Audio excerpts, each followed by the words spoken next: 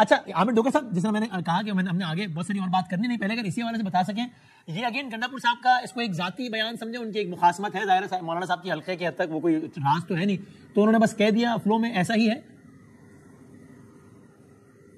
जी बिस्मिल्लाहिर्रहमानिर्रहीम। बादामी साहब, पहले तो आपको बहुत मुबारक कि आज आपके प्रोग्राम के 15 साल मुकम्मल हुए और आपका शुमार पाकिस्तान के बड़े सीनियर और यंग जर्नलिस्टों में होता है। आपने अपने स्टाइल से, अपनी तर्ज गुफ्तगू से अपना बड़ा मकाम बनाया है और आपका टॉक शो हमेशा बड़ा पॉपुलर रहा है और पॉपुलर है।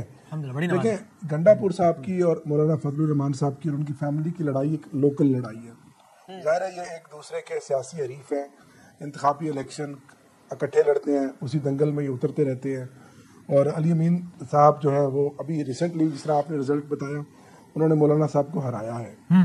तो लेकिन हमने तो पहले कोशिश ये की थी, जब खान साहब का मैसेज आया था कि अली अमीन खान साहब को कहें कि अपनी लोकल सियासत को आप अलग रख के मौलाना साहब को अलायंस में और बल्कि अलायंस की लीडरशिप उनको दी जाए, जो एक हमारा अपोजिशन पर मुश्तमिल जमातों का अलायंस था।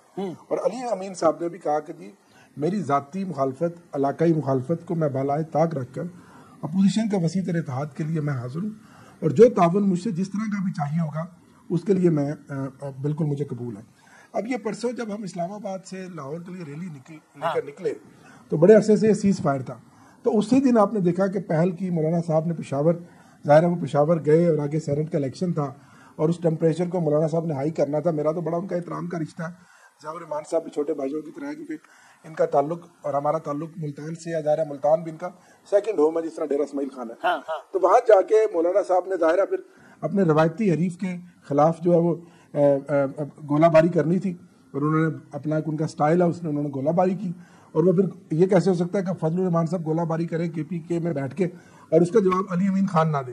तो फिर उन्होंने मौलाना साहब ने कभी भी वही अपने अंदाज से बात करते थे, अली अमीन साहब तो अबे तू समझता क्या है, तो मतलब ये तो हर बात में कहते हैं तू क्या है, तुम्हें कहो कि ये अंदाज गुफ्तगू क्या है, यही अंदाज गुफ्तगू क्या है। बिल्कुल सही बात है, बिल्कुल सही बात है। लेकिन मौलाना साहब ने भी, क्योंकि ज़ाहिर है वहाँ पेशावर गए थे तो अपनी पार्टी, अपने कारकुनों को और एक वहाँ अपोजिशन का भी एक रोल वो अदा कर रहे हैं, KPK में रोल दिखाना था ना आपको। कुछ ना कुछ चीज़ें, कुछ काम आपको कंपनी की मशहूरी के लिए भी करने पड़ते हैं ना। तो ये एक अलग मामला रह गया और ये इस तरह चलता रहेगा।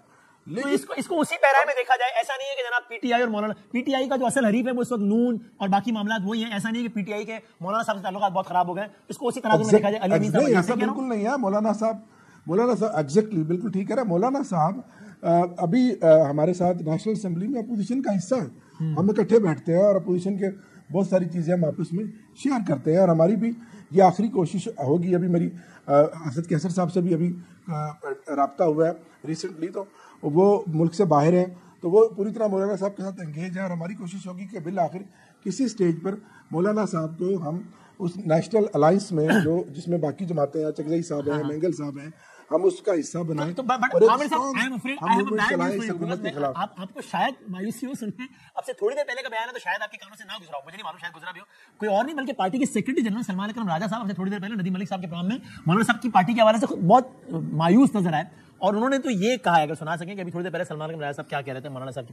सर उनका इशारा यही है ना कि कोई फॉरवर्ड ब्लॉक बनाया जाए, कोई लोगों को हॉर्स ट्रेडिंग के जरिए तोड़ा जाए, खच्चर पैदा किए जाए। तो ये तो हमारी पुरानी रविश है ना, और ये अफसोसनाक रविश है कि अगर मौलाना भी इसका साथ देना चाहते हैं, इस पर तकिया किए बैठे हैं, या मुस्तकबिल में उनको अपनी जो फलाह है या अपना उरूज है इस अमल से मुंसलिक नजर आता है, तो क्या कह सकते हैं, हम अफसोस ही कर सकते हैं। और इसीलिए हम अब कोई खास मुतमन्नी नहीं है अलामा के साथ या मौलाना के साथ बैठने की। हमें नहीं नजर आता कि उनकी कोई भी इस हवाले से ख्वाहिश है कि जमहूरी अमल को आगे बढ़ाया जाए।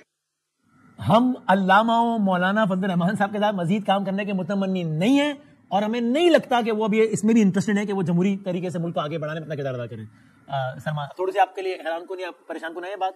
जी नहीं, ये हैरान को इसलिए भी नहीं है बदामी साहब कि अभी कुछ दिन पहले ही मौलाना साहब ने हमें फाइनली जवाब दे दिया था और उनकी शूरा में उन्होंने ये मामला रखा कि क्या उन्होंने PTI के साथ या हमारे साथ एक अलायंस का हिस्सा बनना या नहीं। तो उसी के तनाजुर में सलमान अकरम राजा साहब ने ठीक कहा है, लेकिन क्योंकि मैं एक सियासतदान हूँ और मैं अपने अंदाज से सोचता हूँ और सियासतदान नामुमकिनात में से भी कोई ना कोई मुमकिन रास्ता तलाश करता है। तो ये बात नहीं है, इसलिए आप होपफुल है कि शायद कोई रास्ता निकल आए। यही कामयाबी होती है अपोजिशन जमातों की कि वो अपनी लाइक माइंडेड जमातों को इकट्ठा रख सकें आखिरी दम तक। और गवर्नमेंट की ये कामयाबी होती है कि गवर्नमेंट अपोजिशन में उन जमातों को तकसीम रखे, क्योंकि आप जानते हैं कि माजी में मौलाना साहब के और हमारा एक बहुत बड़ा पहाड़ जितना गैप था, लेकिन वो किसी हद तक कम हुआ।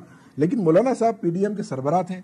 ये भी आपको नहीं भूलना चाहिए कि अभी कल ही की बात है जब इमरान खान साहब के खिलाफ तहरीक एतमाद आई तो उसमें कलीदी किरदार मौलाना साहब और उनके मेंबरान ने किया, और फिर ये उस पीडीएम का हिस्सा भी थे और उसका बेनिफिशियरी भी थे। वो अब पीडीएम के रहनुमाओं ने इनको नहीं पूछा। ठीक है, अच्छा अब इसमें आगे बढ़ते हुए ये आगे मौलाना साहब के हवाले से बात होगी। अभी हाफिज अब्दुल्ला साहब भी ज्वाइन करेंगे मैं शॉर्टली, और इख्तियार वली साहब नून लीग से। आमिर डोगर साहब, सर अगर मुझे बता सकें, अब जो कुछ चूंकि जाहिर है आप ये कलीदी ओहदा होल्ड करते हैं, पीटीआई के आप चीफ व्हिप हैं, तो कलीदी ओहदेदारान में आपका शुमार है। एक कुछ सवाल जो पीटीआई के वाले से उठ रहे हैं वो अगर बता सकें मैं आपके इख्तिलाफात वाली बात बाद में कर लूंगा। पहले तो ये तो बताइए, जो मरकजी बात है वो ये कि 5 अगस्त में अब 19 दिन भी नहीं रह गए। जब इमरान खान साहब कहते हैं कि तहरीक का नुक्ता आगाज नहीं, नुक्ता उरूज 5 अगस्त हो, तो वो तो जाहिर आगाज होगा, फिर वो मोमेंटम पकड़ेगी तहरीक, तो फिर पीक होगा ना। तो आज जब 19 दिन रह गए तो मुझे तो यही नहीं मालूम, आप मेरी मालूमात में इजाफा कीजिए कि एक्चुअली लाहे अमल है क्या, आप लोग करने क्या लगे, कब क्या करने लगे। कि मिसाल तो आपके मदामी साहब हम आज 14 तारीख है, 17 को ये करेंगे, फिर 19 को ये करेंगे, 24 को ये, 28 को ये, 2 अगस्त को ये, 4 को ये और 5 को ये, मुझे तो नहीं मालूम। आप जरा बताएंगे क्या है क्या इस वक्त प्लान। बादामी साहब, जब खान साहब ने हुक्म दिया कि अगस्त के महीने में आपने तहरीक चलानी है और मुहर्रम के बाद बिलखसूस 5 अगस्त जो है वो बिल्कुल एक हाई पॉइंट होगा, तो उसके ऊपर हमारी तवातर के साथ तैयारियां जारी हैं। हमारी कोर कमेटी, पॉलिटिकल कमेटी और आज भी पंजाब में मुख्तलिफ रीजन्स के साथ आलिया हमजा साहबा ने भी मीटिंग्स की हैं। हमारे सूबाई सदर हलीम आदिल शेख साहब अभी 4 दिन का दौरा पूरे पंजाब के सिंध के 7-8 अजला से प्रॉपरली बड़ी मोबिलाइजेशन करके वापस निकले हैं। बलूचिस्तान की हमारे जो दाऊद शाह काकड़ साहब हैं वो पूरी तरह तैयारियां हैं। केपीके में जुनैद अकबर साहब ने कन्वेंशन और मोबिलाइजेशन का आगाज कर दिया। सिंध और केपीके और पंजाब के साथ लोगों को अगर निकालना है तो उनको पहले मुत्तला करना है, वो अपना प्लान बनाएंगे, तैयारी करेंगे। तो जी वही लोकल मकामी सतह पर हमने अपनी तैयारियां शुरू कर दी हैं। हमने तंजीम साजी के स्टेज पर, तंजीम के स्टेज पर, यूनियन काउंसिल के स्टेज पर, तहसील के स्टेज पर, और इसी तरह फिर हमारी तो क्या करेंगे आप, जलसे करने लगे, रैलियां, जुलूस, इस्लामाबाद मार्च, क्या होने क्या लगा है, हमें तो ये नहीं पता। हम ज्यादा इम्कान तो यही है कि ये राज होगा जो बड़े मैसिव लेवल पे मुल्क गिर होगा और ये शहर एहतजाज होगा, कोई एक मरकजी जलसा नहीं होगा कि जैसे गली गांव नहीं। अभी इसका एक पॉसिबिलिटी ये है, और दूसरी ये है कि कोई बड़ा जलसा भी हो सकता है, और तीसरा ये है कि बहुत सारे जो कैपिटल्स हैं, जैसे चारों सूबों के कैपिटल्स हैं, उन पे भी हम कोई बड़ी एक्टिविटी करें। अभी आपका जवाब है ना, यही मेरे जरा भाई से कहना था कि अभी 19 दिन रह गए तहरीक को नुक्ता उरूज पर पहुंचने के लिए, आपने 3 पॉसिबिलिटीज बताई कि हो सकता है ये भी हो, ये भी हो और ये भी हो सकता है। तो अभी तक क्लियर ही नहीं पार्टी की करना क्या है। मैं तो आपसे खुल के बात की है ना, अभी 19 दिन में बड़ा टाइम बटा है ना, अभी कोई हम कल तो नहीं है ना। नहीं तो पहुंच रहा, तो अभी 2 दिन पहले भी हमने एक एक्टिविटी की, आज भी पंजाब में 2 एक्टिविटीज हुई हैं। तो ये ऐसा आप मोमेंटम बनता आप देखेंगे कि ये अगस्त का महीना जैसे स्टार्ट होगा 5-6 अगस्त तक ये बिल्कुल अपने पीक पे जाएगा। अच्छा ठीक है।